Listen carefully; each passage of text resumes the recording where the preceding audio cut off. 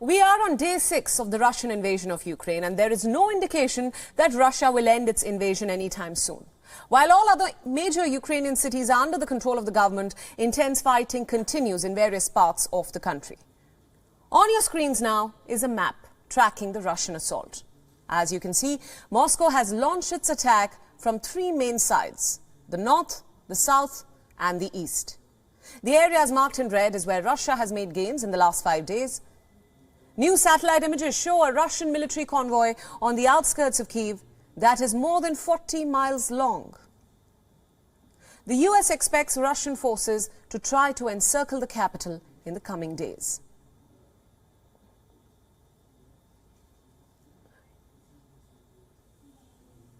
US officials believe that stiff Ukrainian resistance has slowed down the progress of Russian troops, and planning failures have left some Russian units without fuel or other supplies.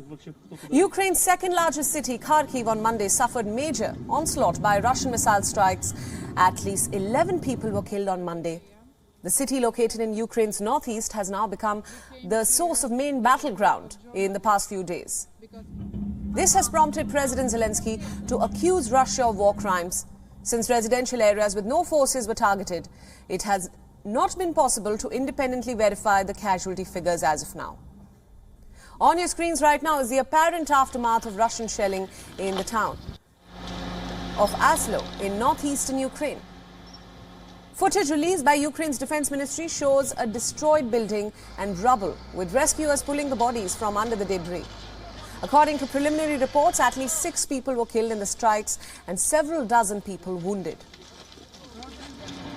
In the streets of Busha, burnt-out military vehicles and charred bodies were seen, all evidence of a fierce battle that had taken place between Russian soldiers and Ukrainian fighters. Streets in the town were completely deserted and shops had been destroyed and looted.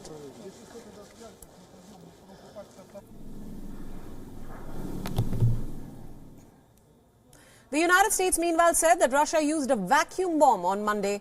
A vacuum bomb essentially uses oxygen from the surrounding air to generate a high-temperature explosion, typically producing a blast wave of a significantly longer duration than that of a conventional explosive.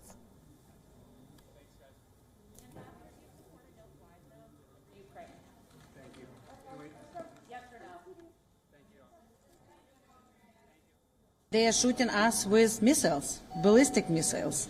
They use the vacuum bomb today, which is actually prohibited by Geneva Convention. So, the devastation that Russia is trying to inflict on Ukraine is large, but we Ukrainians will resist. We are defending our home. We do not have any other option. We will not get tired. We will not stop. We will not surrender. We will continue defending our home. And it's not only our very motivated and capable military, not only our armed forces, but everyone. Russian attacks in the Ukrainian cities have killed civilians, including children. In response to Russian shelling, Ukrainian President Volodymyr Zelensky has urged the West to block Russian missiles, planes and helicopters from Ukraine's airspace.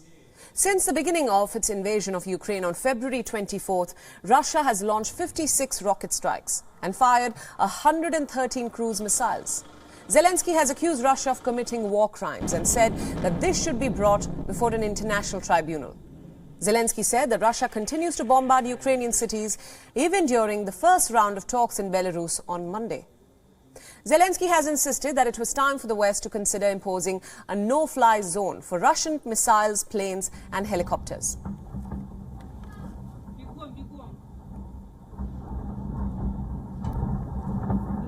Російські сили сьогодні жорстоко обстріляли Харків з реактивної артилерії. Це однозначно воєнний злочин. Мирне місто, мирні житлові райони, жодного військового об'єкту.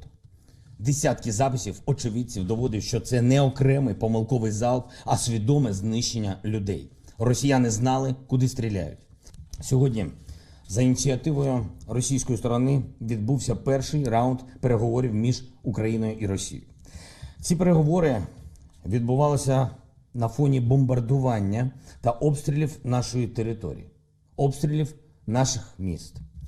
Було видно синхронізацію обстрілів з переговорним процесом.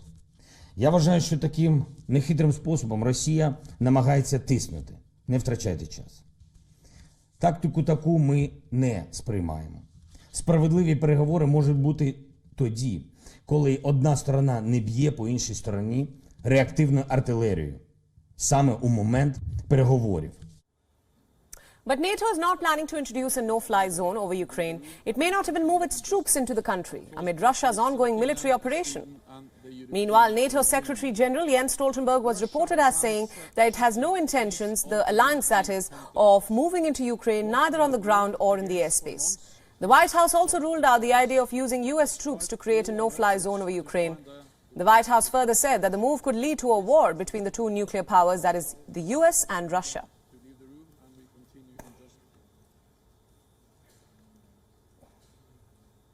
For more analysis, joining us now from Canberra is Dr. Malcolm R. Davis, a senior analyst in defence strategy and capability from the Australian Strategic Policy Institute. Thank you so much, Dr. Davis, for joining us on WION at this hour.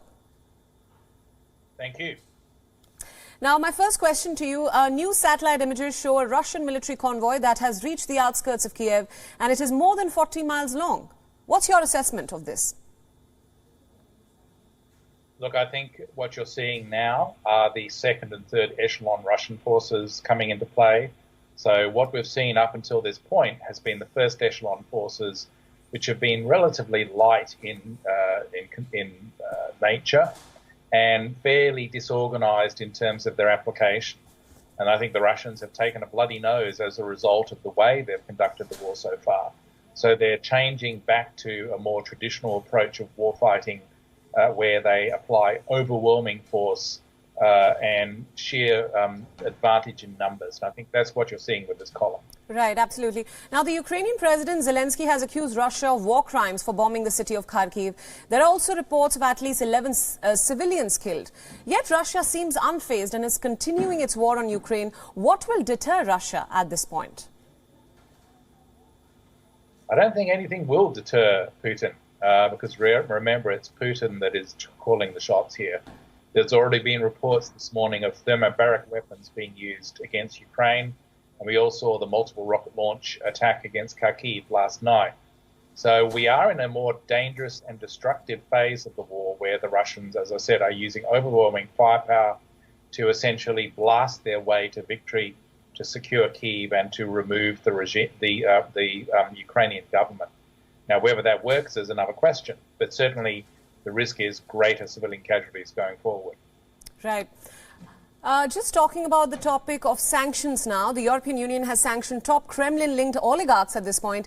Will all these sanctions work to isolate Russia? What's at stake for Vladimir Putin? Look, I think they are going to work over time. Certainly the economic pain is building up if you're looking at the indicators of the slide of the ruble and the value of the ruble. It's becoming more and more difficult for the Russian economy to function. If we move further along the continuum in terms of removing more Russian banks from SWIFT, that will help as well. And certainly that economic weapon that we're employing against the Russians is the one weapon we can really use alongside diplomatic sanctions without risking a much wider war. So those sort of sanctions will continue and will be escalated, I'm sure. Right. Now, Dr. Davis, Ukraine's President Zelensky has called for a no-fly zone to stop Russian bombardment. But the White House says that the U.S. is not considering such a move as of now. Why the resistance from the West to intervene militarily? Well, if we employ a no-fly zone, then we have to shoot down Russian aircraft. And, you know, everyone understands what that means. It means that the Russians will retaliate. And they certainly will challenge a no-fly zone. So we have to shoot down their aircraft. Right. And where that leads is rapid escalation all the way up to global thermonuclear war. That's why we're resisting that idea. Right. Just wrapping up our discussion here, my final question for you, a little bit of perspective from you. Ukraine's ambassador to the U.S. recently accused Russia of using something known as a vacuum bomb. Can you tell our viewers a little bit more about this? That's the thermobaric weapon I mentioned earlier. So in other words, what it does is it generates a vacuum that sucks all the air in and ignites that air and then blasts it out. It's sort of like having a nuclear weapon without having a nuclear weapon. It doesn't generate radiation or fallout or anything like that. It just generates a massive explosion with lots of heat and blast. And that's what you've seen happen already. Right, absolutely, Dr. Davis. Thank you so much for all those insights and thank you for joining us on WION at this hour. WION World is now available in your country. Download the app now and get all the news updates on the move.